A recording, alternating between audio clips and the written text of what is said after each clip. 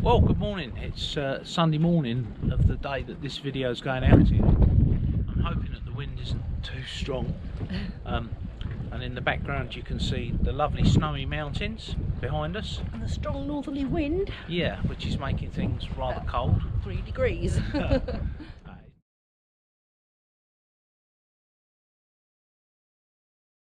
Before we show you this video and explain what happened, what went on, there's a couple of thank yous that we really have to do. Firstly, thank you to everyone for all your good wishes via Facebook, via email, via Messenger, via YouTube, via private messages, yeah, phone calls, everything. Obviously we put that video out just so that the YouTube people that watch YouTube knew that there was something going on. Our friends, family, patrons, etc.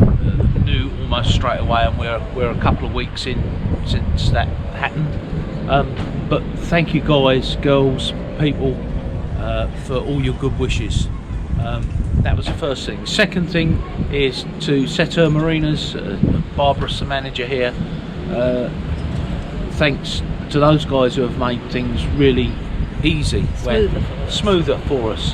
They didn't need to, they just did it, and they did it because they wanted to. Lastly, a big thank you to the Turkish health authorities. You guys were just absolutely brilliant.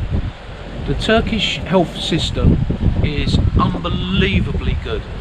9 minutes for an ambulance, 4 minutes to get back to the hospital, an hour to Antalya, blues and twos all the way. As soon as I got in there, I was diagnosed and I was down in the operating theatre in what seemed like half an hour. It wasn't very long at all. And then the aftercare, absolutely brilliant. To the Turkish people, your health service is the best I've seen, and I've been around the world, and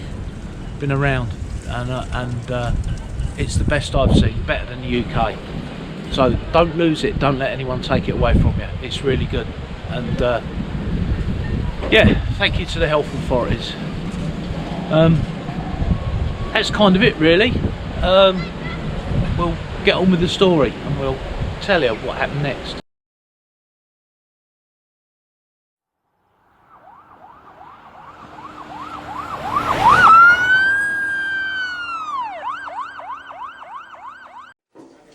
Returning location like 2 spices.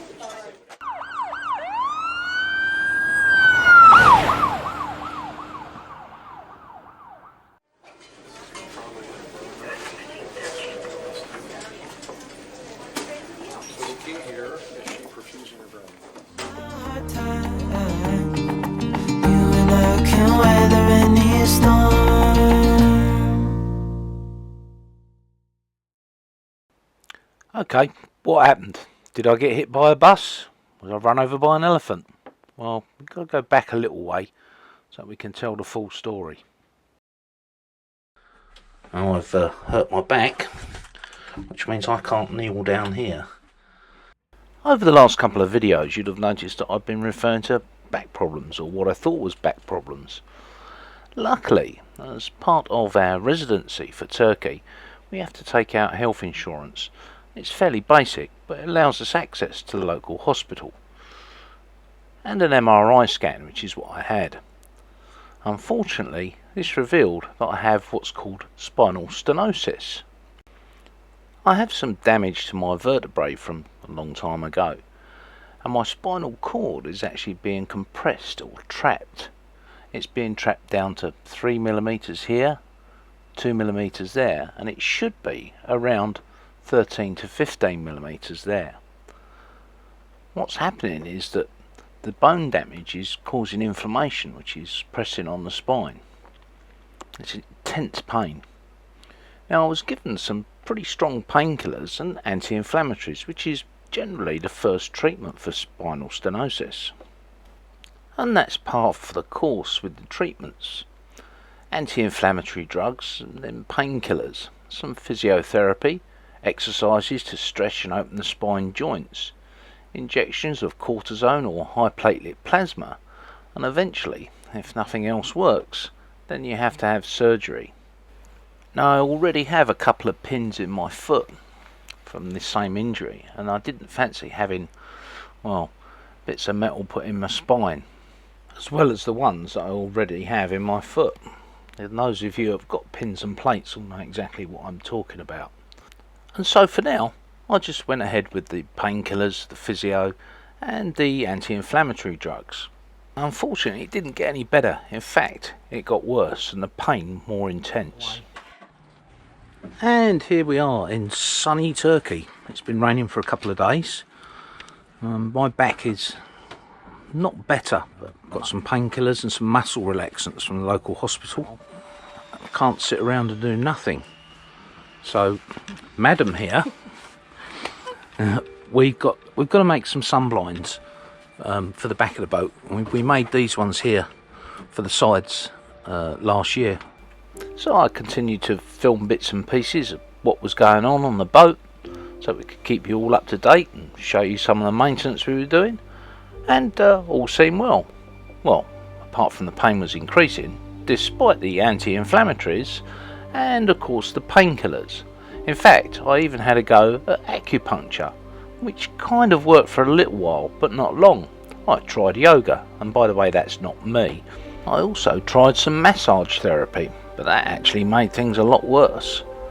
I was willing to try almost anything, even aromatherapy or hopping on one leg, and expecting results, but it just didn't happen. It got worse. Over the course of the next few weeks, the pain got more and more intense. So intense that I wasn't sleeping at night. I wasn't sleeping during the day. I couldn't walk, I couldn't move, I couldn't get off the boat, I couldn't lay down, I couldn't stand up. Even the exercises that I'd been given to do just weren't working. It got worse and worse, and I got more and more stressed. Until one morning, I really felt quite unwell. In fact, so unwell, I asked Cindy to call an ambulance.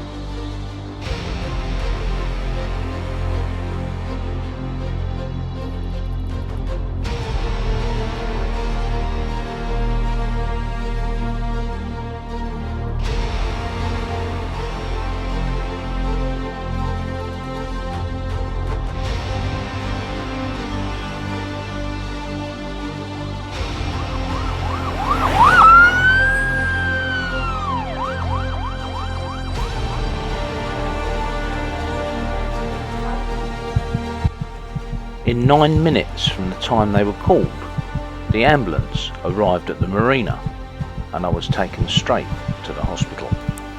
After about an hour, they transferred me to the main hospital at Antalya.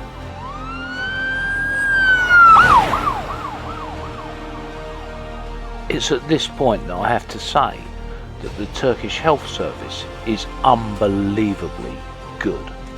And 40 minutes after arriving, I was in surgery. Meanwhile, Cindy wasn't actually allowed in the hospital, and so she went and booked a hotel just a few hundred meters away near the coast in Antalya. So, what surgery did I actually have done? Because it looks like I got run over by a bus or jumped on by an elephant. Let's show you. Well, some of you have probably guessed, I actually had to have a coronary stent. It didn't kind of end there. It wasn't as simple as, well, perhaps it should have been. Normally, a coronary stent is put up through the femoral artery in your groin, but it can be put in through the arm, and that's what they had to do with me because of the problems with my spine. I couldn't get my legs down straight and couldn't keep them down straight, and you have to be awake for this operation. So they went in through my arm. Now first they tried going in for my right arm. That didn't work. We ended up with blood and what sits everywhere, as you can see. They then went through my left arm, which worked, and eventually I got the stent in and recovered. Now at this point Cindy was allowed to see me, but of course I was absolutely caked in blood. I had 2 days intensive care before I was released, and rather than go back to the boat, we decided to stay in the hotel for a couple of 3 days. That way Cindy wouldn't have to do any cooking, I could literally lay and recover, and we'd have a toilet and shower literally feet away from the bed. So that's what we did, and it was beautiful. And we could see those snow-covered mountains that are at the back of us from the balcony. It was a nice hotel. After a couple of days I was able to get out and have a bit of a wander round. I even managed to get some footage. Now at some point obviously we're going to have to go back to Anatolia again, because it looks like I'm going to have some more surgery. And that's unfortunate, because our medical insurance, only being a year old, doesn't cover it, and we're going to have to foot the bill ourselves. Why don't you simply go back to the UK and have the operation there, I can hear you say. Well, unfortunately there's a 2-year waiting list in the UK, and there is no waiting list in Turkey, but we'll have to foot the bill. Now obviously we had a contingency set aside for medical.